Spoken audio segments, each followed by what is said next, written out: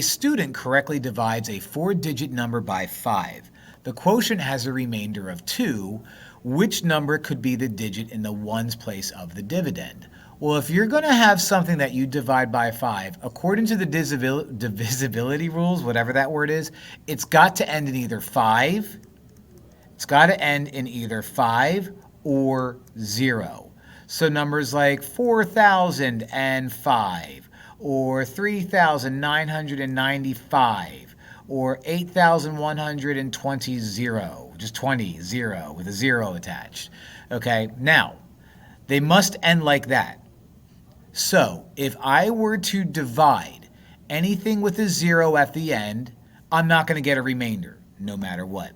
If I were to divide by 5, anything with a 3 at the end, that would look like something like U, where I would have a remainder of 3. Okay, so you can't end something in 3 and divide it by 5 and have a remainder of 2, because no matter what, because it's either going to end in 5 or 0, and in this case it's going to end in 0, no matter what, you're going to have a remainder of 3. So that's not it. What about 7?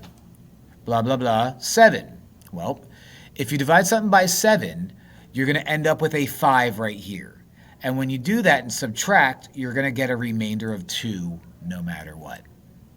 So the answer is going to be 7. Now let's just pick a random number and do it. Okay, let's just go over here and pick a random number and do it, and just a random number that ends in 7. How about 2107? And divide that by 5, just for funsies. Okay, 5 does not go into 2, but 5 goes into 21 4 times. 4 times 5 is 20. 21 minus 20 is 1. Drop down to 10.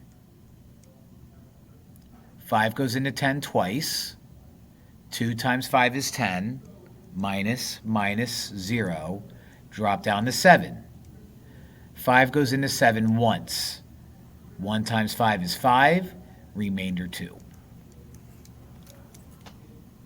So it'll always work out that way, that if you are dividing by 5 and it ends in 7, your remainder will be 2. If you divide by 5 and it ends in 8, your remainder will be 3. If it ends in 3, your remainder will be 3, so on and so forth. Tricky problem.